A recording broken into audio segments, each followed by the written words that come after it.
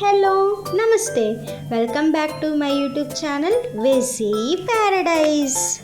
I am Gajavalli Sai Sahithi. ఈరోజు special tomato నిల్వ పచ్చడి. ఈ పచ్చడి ప్రాసెస్ నేను అమ్మమ్మ కలిసి చేశాము. టొమాటో పచ్చడి ఒక్కొక్కరు ఒక్కొక్క విధంగా పెట్టుకుంటూ ఉంటారు. మేము చేసుకునే పద్ధతిలో పక్కా కొలతలతో ఇప్పుడు నేను మీకు చూపిస్తాను. మరి మా పూర్వీకుల పద్ధతిలో సంవత్సరానికి పైగా నిల్వ ఉండే ఈ టమాటా పచ్చడి రెసిపీ ప్రాసెస్ చూసేద్దామా? Let's begin the recipe process. First బాగా పండిన కేజీ టొమాటోలు తీసుకొని శుభ్రంగా వాష్ చేసుకోవాలి. మీకు కుదిరితే నాటు టొమాటోలు యూస్ చేయండి, టేస్ట్ ఇంకా బాగుంటుంది. తర్వాత ఒక క్లాత్ తీసుకొని నీరు ఏమాత్రం లేకుండా శుభ్రంగా తుడుచుకోవాలి. ఈ స్టెప్లో కొంచెం జాగ్రత్త వహించాలని గుర్తుంచుకోండి. ఇప్పుడు టొమాటో తొడం కింద ఉండే పార్ట్ని రిమూవ్ చేసి ఒక్కొక్క టొమాటోని 4 ముక్కలుగా కట్ చేసుకొని పక్కన పెట్టుకోండి. ఈ విధంగా అన్ని టొమాటోస్ని కట్ చేసుకున్న తర్వాత ఒక ఎయిర్ టైట్ కంటైనర్లోకి ట్రాన్స్ఫర్ చేసుకోండి. తర్వాత ఇందులో 2 గిద్దల కల్లుప్పు వేసుకోవాలి, అంటే 300 గ్రాములు అన్నమాట. ప్రతి ఒక్క ముక్కకి ఉప్పు బాగా పట్టే విధంగా కలుపుకొని మూత పెట్టి 2 రోజులు వదిలేయాలి. 3వ రోజు మూత తీసి చూసాము అంటే ఉప్పు మొత్తం కరిగిపోయి ఈ విధంగా నీరు సపరేట్ అవ్వటం స్టార్ట్ అవుతుంది. ఇప్పుడు ఏదైనా ఒక పాలిథిన్ కవర్ కానీ ప్లేట్ కానీ తీసుకొని ఇలా రెడీ అయిన టొమాటోస్ని మనం ఎంత బాగా వీలైతే అంత బాగా పిండుకొని ఆ టొమాటోస్ని ఈ కవర్ మీదకి ట్రాన్స్ఫర్ చేసుకోవాలి.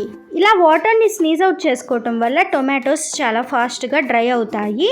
అండ్ మీరు ఈ వాటర్ని పడేయకండి, తర్వాత మనం వీటిని యూస్ చేసుకుంటాము.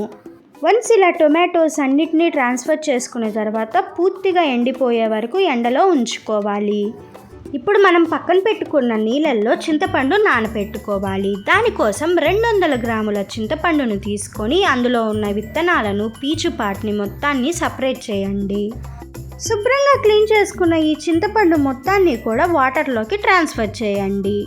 మనకి పూర్తిగా ఎండిపోయిన టొమాటోస్ రెడీ అయ్యే వరకు కూడా ఈ చింతపండుని ఈ నీటిలోనే ఉండనివ్వాలి. మూత పెట్టి పక్కనుంచేయండి. దాదాపుగా 2 రోజుల్లోనే మనకి కావాల్సినట్లుగా టొమాటోస్ ఈ విధంగా ఎండిపోతాయి. కొంతమంది ఇలా టొమాటోస్ని ఎండనివ్వకుండానే ఇన్స్టాంట్గా నిల్వ పచ్చడిని పెట్టుకుంటారు. దాని ప్రాసెస్ నేను ఇంకొకసారి చూపిస్తాను. ఇప్పుడు ఈ ముక్కలన్నిటినీ కూడా ఒక మిక్సర్ జార్లోకి ట్రాన్స్ఫర్ చేసుకొని ఇందులో 1 టీ స్పూన్ వరకు జీలకర్ర, ఒక 15 వెల్లుల్లి రెబ్బలు యాడ్ చేసుకోవాలి. ఇప్పుడు వీటన్నిటినీ కూడా కోర్స్గా గ్రైండ్ చేసుకోవాలి. ఈ విధంగా రెడీ అయిన తర్వాత మనం పక్కన పెట్టుకున్న చింతపండుని ఓపెన్ చేసి చూసాము అంటే ఇలాగా రెడీ అయ్యి ఉంటుంది. ఇప్పుడు దీని మొత్తాన్ని కూడా మనం మిక్సర్ జార్లోకి ట్రాన్స్ఫర్ చేసుకోవాలి. ఇప్పుడు దీనిని వీలైనంత మెత్తగా గ్రైండ్ చేసుకోవాలి, ఒక పేస్ట్ లాగా అయిపోవాలి. మీరు ఈ ప్రాసెస్ని గ్రైండర్లో అయినా చేసుకోవచ్చు. పాతకాలంలో అయితే రోటిలో దీనిని చేసుకునేవారు. చూస్తున్నారు కదా, ఇంత మెత్తగా ఉండాలని గుర్తుంచుకోండి. ఒక్కసారి మొత్తం కూడా బాగా మెదిగిందో లేదో చెక్ చేసుకున్న తర్వాత ఇందులో 2 గిద్దలు కారం యాడ్ చేసుకోవాలి, అంటే 250 గ్రాముల కారం. ఒక్కసారి అలా పైన కలుపుకున్న తర్వాత ఇందులో 3 టీ స్పూన్ల మెంతిపిండి, ఆవపిండి వేసుకోవాలి. ఇది ప్రిపేర్ చేసుకోవటం కోసం 2 టీ స్పూన్ల ఆవాలు, 1 టీ స్పూన్ మెంతులను డ్రై రోస్ట్ చేసుకొని పౌడర్గా చేసుకుంటే సరిపోతుంది. ఇప్పుడు అన్నీ కూడా బాగా కలిసిపోయే విధంగా బాగా కలుపుకొని పక్కన పెట్టుకోవాలి. తర్వాత స్టవ్ మీద ఒక కడాయి పెట్టుకొని అందులో 250 గ్రాముల నూనె తీసుకొని బాగా హీట్ అవ్వనివ్వాలి. గ్రౌండ్ నట్ ఆయిల్ అయితే ఈ పచ్చడికి బాగుంటుంది. ఇప్పుడు ఇందులో ఒక 4 టేబుల్ స్పూన్స్ మినప్పప్పు, 3 టేబుల్ స్పూన్స్ ఆవాలు, 2 టేబుల్ స్పూన్స్ జీలకర్ర వేసుకొని కొంచెం ఫ్రై అవ్వనివ్వాలి.